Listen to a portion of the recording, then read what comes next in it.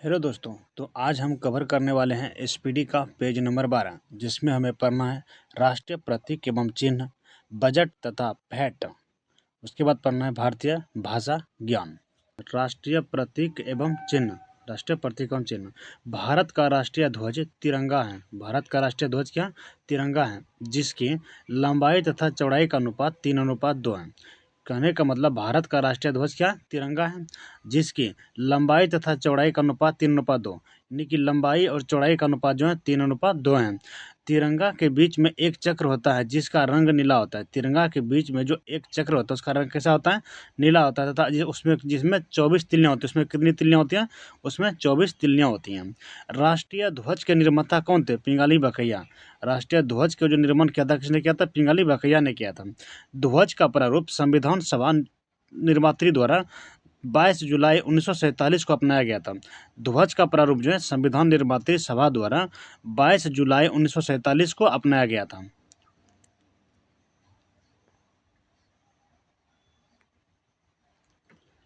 लोगों को इसे ससम्मान फहराने की अनुमति 26 जनवरी 2002 को प्रदान की गई। मतलब कि लोगों को इसके ससम्मान फहराने की अनुमति जो दी गई 26 जनवरी 2002 को दी गई। भारत के राष्ट्रीय गीत विजयी विश्व तिरंगा प्यारा के रचयिता कौन है? श्यामलाल गुप्त पार्षद। शक संवत पर आधारित भारत के राष्ट्रीय कैलेंडर को 22 मार्च 1957 को अपनाया गया। कब अपनाया गया? 22 मार्च 1957 को। बोल रहे शक संवत पर आधारित जो है भारत के राष्ट्रीय कैलेंडर जो है उसको 22 मार्च 1957 को अपनाया गया। राष्ट्रीय कैलेंडर का प्रथम माह चैत्र होता है। राष्ट्रीय कैलेंडर जो उसका प्रथम माह क्या होता है? चैत्र होता है, तथा अंतिम माह फाल्गुन होता है। अंतिम माह फाल्गुन होती है। भारत का राष्ट्रीय चिन्ह अशोक चक्र है। भारत का राष्ट्रीय चिन्ह अशोक चक्र है, जो सारनाथ स्थित सिंह स्तंभ में अंकित है। कहाँ स्थित है? सारनाथ स्थित सिंह स्तंभ में अंकित है।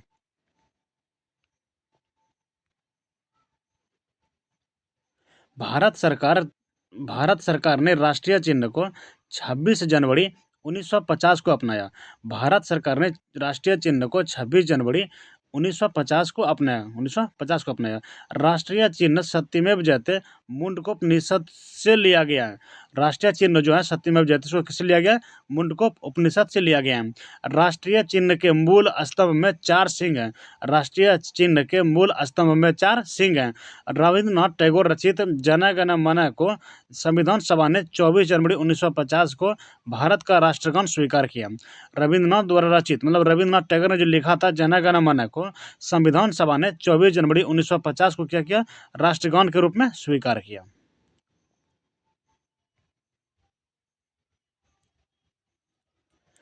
राष्ट्रगान को सर्वप्रथम 27 दिसंबर 1911 को कांग्रेस के कलकत्ता अधिवेशन अध्यक्ष उस समय कौन थे? पंडित विशन नारायण दत्त में गाया गया। बोले राष्ट्रगान को जो है सबसे पहले 27 दिसंबर 1911 को कांग्रेस के कलकत्ता अधिवेशन में गाया गया। कांग्रेस के कलकत्ता अधिवेशन में गाया गया। उस समय कांग्रेस का अध्यक्ष कौन थे? तो पंडित विशन नारायण दत्त थे। राष्ट्रगान को रविन्द्रनाथ टैगोर ने सर्वप्रथम जनवरी 1912 को तत्वबोधिनी पत्रिका में भारत भाग्य विधाता शीर्षक से प्रकाशित किया, तथा 1919 में मॉर्निंग सॉन्ग ऑफ इंडिया के नाम से अंग्रेजी अनुवाद किया। राष्ट्रगान को जो है रविन्द्रनाथ टैगोर ने सर्वप्रथम जनवरी 1912 में तत्वबोधिनी पत्रिका में भारत भाग्य विधाता इस शीर्षक से प्रकाशित किया, तथा 1919 में मॉर्निंग सॉन्ग ऑफ इंडिया के नाम से अंग्रेजी अनुवाद किया था। मतलब इसको जो किया था मॉर्निंग सॉन्ग ऑफ इंडिया के नाम से अंग्रेजी में अनुवाद किया था। राष्ट्रगान गाने में 52 सेकंड लगते हैं। राष्ट्रगान गाने में कितने सेकंड लगते हैं? 52 सेकंड लगते हैं।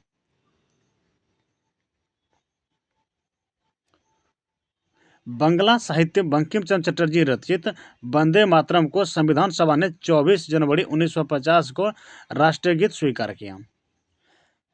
बंगला साहित्यकार बंकिम चंद्र चटर्जी रचित वंदे मातरम को संविधान सभा ने 24 जनवरी 1950 को राष्ट्रीय गीत स्वीकार किया, और रविन्द्रनाथ टैगोर के जन गण मन को राष्ट्रीय गान किया, और वंदे मातरम को राष्ट्रीय गीत।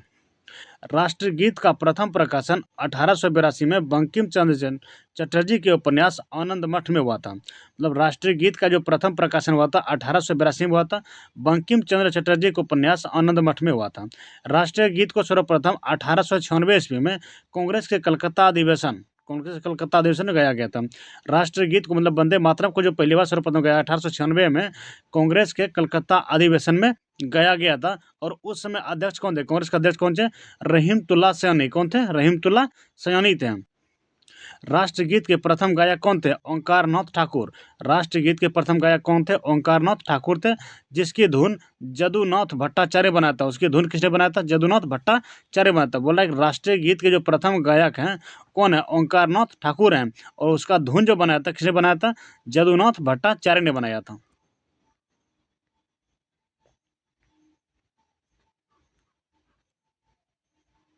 राष्ट्रीय गीत का अंग्रेजी अनुवाद अरविंद घोष ने, राष्ट्रीय गीत का जो अंग्रेजी अनुवाद अरविंद घोष तथा उर्दू अनुवाद किसने किया था, आरिफ मोहम्मद खान ने किया था। मतलब राष्ट्रगीत का जो अंग्रेजी में अनुवाद किया था अरविंद घोष ने किया था, और उर्दू में जो अनुवाद किया था वो आरिफ मोहम्मद खान ने किया था। राष्ट्रगीत का मतलब वंदे मातरम का। राष्ट्रगीत गाने में 65 सेकंड लगते हैं। राष्ट्रगीत गाने में 65 सेकंड, मतलब कि वंदे मातरम गाने में कितना सेकंड लगता है, 65 सेकंड लगता है।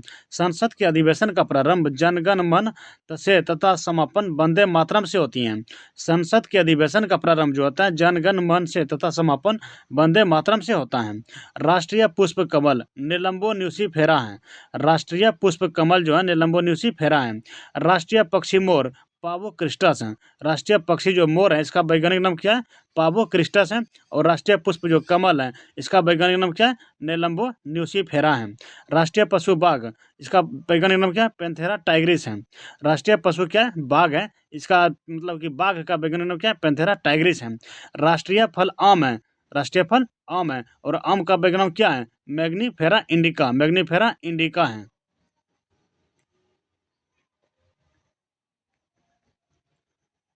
राष्ट्रीय वृक्ष बरगद है। राष्ट्रीय वृक्ष बरगद है। बरगद का वैज्ञानिक नाम क्या है, फाइकस बेंथालेसिस। फाइकस बेंथालेसिस है। भारत का राष्ट्रीय जलीय जीव क्या है, डॉल्फिन। भारत का राष्ट्रीय जलीय जीव क्या है, डॉल्फिन है। अब पढ़ना है बजट तथा वैट। बजट तथा वैट। बजट शब्द फ्रेंच शब्द बजट से बना है, बगेट से बना है। बजट शब्द जो है फ्रेंच शब्द बगेट से बना है, जिसका अर्थ है चमड़े का थैला। चमड़े का थैला होता है। सर्वप्रथम 1803 में बजट शब्द का प्रयोग जो है फ्रांस में आय व्यय के रूप में प्रारंभ हुआ था। कहने का मतलब सर्वप्रथम जो है 1803 में बजट शब्द का जो प्रयोग हुआ था फ्रांस में आय व्यय के रूप में प्रारंभ हुआ था।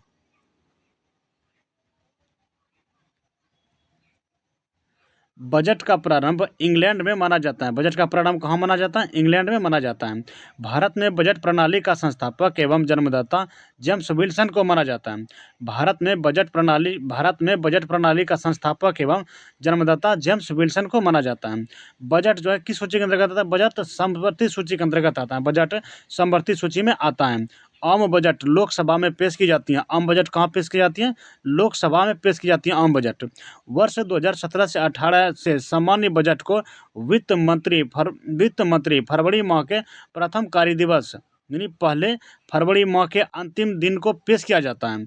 वर्ष 2017 से 18 से जो सामान्य बजट को वित्त मंत्री फरवरी माह के प्रथम कार्य दिवस को पेश किया जाता है। प्रथम कार्य मतलब कि पहले फरवरी माह के अंतिम दिन, पहले फरवरी माह के अंतिम दिन। देखिए कि वित्तीय वर्ष 1 अप्रैल से प्रारंभ होता है। वित्तीय वर्ष कब से प्रारंभ होता है, वित्तीय वर्ष 1 अप्रैल से प्रारंभ होता है और 31 मार्च तक चलता है। 31 मार्च तक चलता है।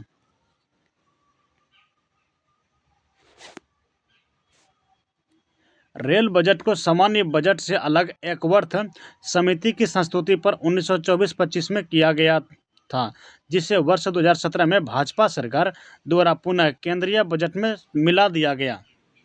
बोला कि रेल बजट को जो है सामान्य बजट से अलग एकवर्थ समिति की संस्तुति पर 1924 से 25 में किया गया, जिसे वर्ष 2017 में भाजपा सरकार द्वारा पुनः केंद्रीय बजट में मिला लिया गया। स्वतंत्र भारत का पहला बजट 26 नवंबर 1947 को आर के शनमुगम शेट्टी ने पेश किया था। स्वतंत्र भारत का जो पहला बजट कब पेश किया था, 26 नवंबर 1947 को आर के शनमुगम शेट्टी ने पेश किया था। जॉन मथाई को वर्ष 1950 में गणतंत्र भारत का पहला बजट पेश करने का गौरव प्राप्त हुआ। जॉन मथाई को जो है वर्ष 1950 में गणतंत्र भारत का पहला बजट पेश करने का गौरव प्राप्त किसको है, जॉन मथाई को। भारत में सबसे ज़्यादा बार बजट पेश करने वाले व्यक्ति कौन थे? मोरारजी देसाई थे। कितनी बार? 10 बार। भारत में सबसे ज़्यादा बार बजट पेश करने वाले व्यक्ति कौन थे? मोरारजी देसाई, 10 बार।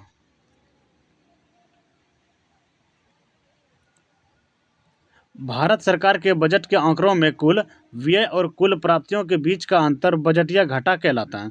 भारत सरकार के बजट के आंकड़ों में कुल व्यय और कुल प्राप्तियों के बीच का अंतर बजटीय घाटा कहलाती हैं। आउटकम बजट पहली बार 25 अगस्त 2005 को पी चिदम्बरम ने प्रस्तुत किया था। आउटकम बजट पहली बार 25 अगस्त 2005 को पी चिदम्बरम ने प्रस्तुत किया था। सामान्य आधारित बजट का अर्थ है हर बार बिल्कुल नए सिरे से बजट तैयार करना। शून्य आधारित बजट का अर्थ है हर बार बिल्कुल नए सिरे से बजट तैयार करना। भारत में शून्य आधारित बजट सर्वप्रथम राजीव गांधी ने 1987 से 88 में पेश किया था। भारत में शून्य आधारित बजट सर्वप्रथम राजीव गांधी ने 1987-88 में पेश किया था। कब किया था? 1987-88 में पेश किया था राजीव गांधी ने। बजट पूर्व आर्थिक समीक्षा केवल लोकसभा में पेश किया जाता है, राज्यसभा में नहीं। कहने का मतलब बजट जो पूर्व आर्थिक समीक्षा केवल जो है किसमें? लोकसभा में किया जाता है, पेश किया जाता है, राज्यसभा में पेश नहीं किया जाता है। संविधान का अनुच्छेद 112 वार्षिक वित्तीय विवरण मतलब बजट तैयार करने का उल्लेख है। संविधान का अनुच्छेद जो 112 इसमें किसका उल्लेख है? वार्षिक वित्तीय विवरण मतलब बजट तैयार करने का उल्लेख है। राज्य सरकारों की बजट के संबंध में व्यवस्था अनुच्छेद 202 व्यवस्था अनुच्छेद 202 में दी गई है। तो ये राज्य सरकारों की बजट के संबंध में व्यवस्था अनुच्छेद 202 में दी गई है। भारत में वैट अप्रत्यक्ष कर की संस्तुति 1976 में लक्ष्मीकांत जाट समिति ने दी थी। भारत में वैट अप्रत्यक्ष कर की संस्तुति 1976 में लक्ष्मीकांत जाट समिति ने दी थी। वैट का संबंध बिक्री या व्यापार कर से था। वैट का संबंध किससे था? बिक्री या व्यापार कर से था। वैट मूल्य वर्धित कर है। वैट का फुल फॉर्म होता है वैल्यू एडेड टैक्स, मतलब मूल्य वर्धित कर को सर्वप्रथम लागू करने वाला देश फ्रांस है। कौन सा है? फ्रांस है। कब? 1954 में। वैट जो है मूल्य वर्धित कर को सर्वप्रथम लागू करने वाला देश कौन है? फ्रांस है। कब? 1954 में। भारत में वैट 1 अप्रैल 2005 में लागू हुआ। भारत में वैट कब लागू हुआ? 1 अप्रैल 2005 में लागू हुआ। वैट सबसे पहले हरियाणा में, वैट सबसे पहले कहाँ लगा? हरियाणा में, तथा सबसे अंत में कहाँ लगा? उत्तर प्रदेश में। सबसे अंत में कहाँ लगा? उत्तर प्रदेश में लागू किया गया। वैट जो है सबसे पहले हरियाणा में तथा सबसे अंत में कहाँ लगा? उत्तर प्रदेश में लगा। भारत में सेवा कर 1994-95 प्रारंभ हुआ था। भारत में सेवा कर कब प्रारंभ हुआ था? 1994-95 में हुआ था। मॉड वेट इसका पूर्ण क्या था? संशोधित मूल्य वर्धित कर। संशोधित मूल्य वर्धित कर मॉड वेट को 1 अप्रैल 2000 को CEN-VAT में परिवर्तित किया गया। मॉड वेट को CEN-VAT में परिवर्तित किया गया, जो उत्पाद कर से संबंधित है। किससे? उत्पाद कर से संबंधित है। कर ढांचे में सुधार हेतु चेलैया समिति का गठन अगस्त 1991 में हुआ। कर ढांचे में सुधार हेतु चेलैया समिति का गठन अगस्त 1991 में हुआ। राजकोषीय नीति सरकार की प्राप्ति, राजस्व और व्यय से संबंधित है। राजकोषीय नीति सरकार की प्राप्ति, राजस्व और व्यय से संबंधित है।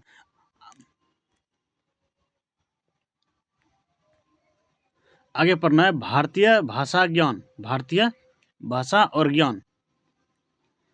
आगे पढ़ना है भारतीय भाषा और ज्ञान। भारतीय भाषा और ज्ञान देखना है। संविधान के भाग 17 के अनुच्छेद 343 के 1 के अनुसार संघ की राजभाषा हिंदी और लिपि देवनागरी घोषित की गई। देवनागरी घोषित की गई। संविधान के भाग 17 के अनुच्छेद 343 के 1 के अनुसार संघ की राजभाषा हिंदी को जो है हिंदी को और देवनागरी लिपि देवनागरी को घोषित किया गया। संघ की राजभाषा के रूप में हिंदी संघ की राजभाषा के रूप में हिंदी को 14 सितंबर 1949 को मान्यता दी गई। मतलब संघ की राजभाषा के रूप में हिंदी जो हिंदी को 14 सितंबर 1949 को मान्यता प्रदान की गई। भारत में सर्वाधिक बोले जाने वाली भाषा कौन सी है? हिंदी। भारत में सर्वाधिक बोले जाने वाली भाषा हिंदी है तथा दूसरा भाषा कौन सी है? बांग्ला। दूसरा भाषा बांग्ला है।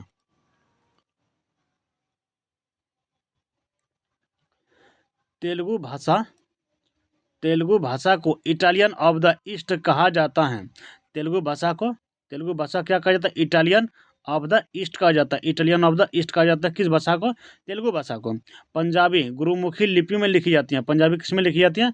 गुरुमुखी लिपि में लिखी जाती हैं। संविधान की अष्टम अनुसूची में 22 भाषाओं को मान्यता प्राप्त है, संविधान की अष्टम अनुसूची में 22 भाषाओं को मान्यता प्राप्त है, जबकि मूल में 14 थी। मूल में कितनी थी? मूल में 14 थी।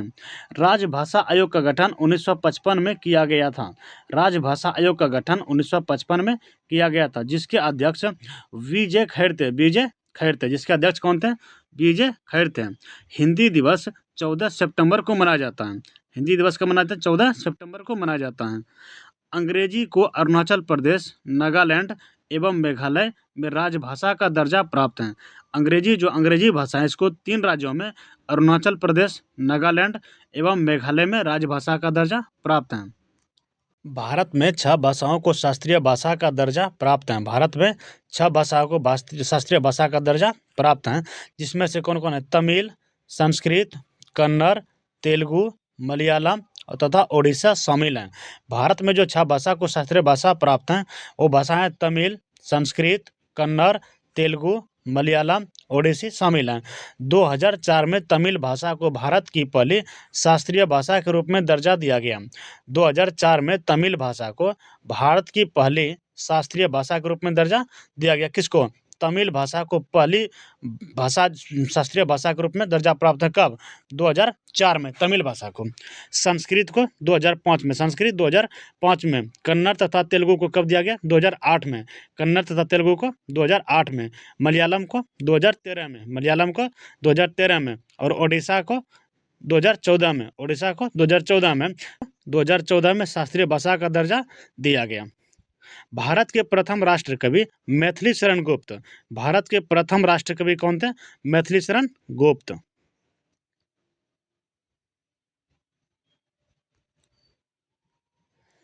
ज्ञानपीठ पुरस्कार पाने वाले प्रथम हिंदी लेखक सुमित्रानंदन पंत, ज्ञानपीठ पुरस्कार पाने वाले जो प्रथम हिंदी लेखक थे कौन थे? सुमित्रानंदन पंत। कब? 1968 में, 1968 में।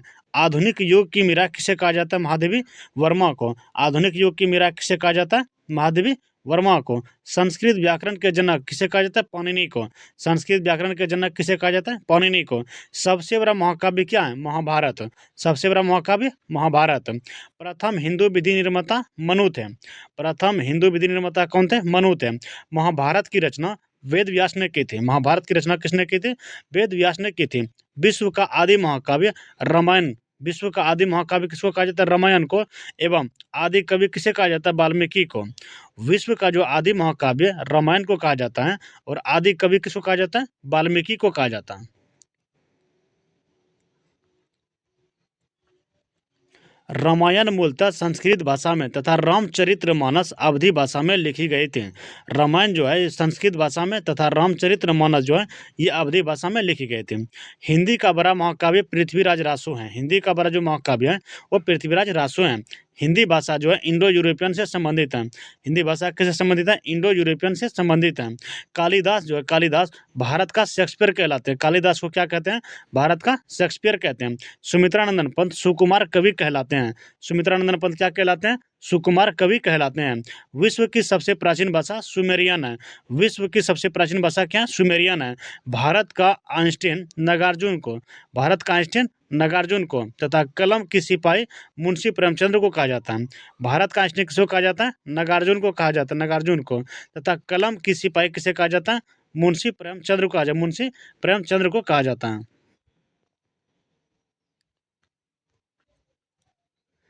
हिंदी आशुलिपि के जनक राधेलाल द्विवेदी, हिंदी आशुलिपि के जनक राधेलाल द्विवेदी हैं। देश का प्रथम विश्वविद्यालय नालंदा की स्थापना गुप्त शासक कुमारगुप्त ने 450 में जबकि पुनर्जीवित धर्मपाल ने किया था। कहने का मतलब हुआ कि देश का जो प्रथम विश्वविद्यालय नालंदा की स्थापना किसने की थी? गुप्त शासक थे कौन?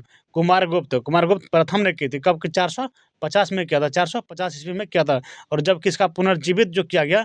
धर्मपाल ने किया। किसने करवाया? धर्मपाल ने। विक्रमशिला विश्वविद्यालय की स्थापना पाल शासक धर्मपाल ने, विक्रम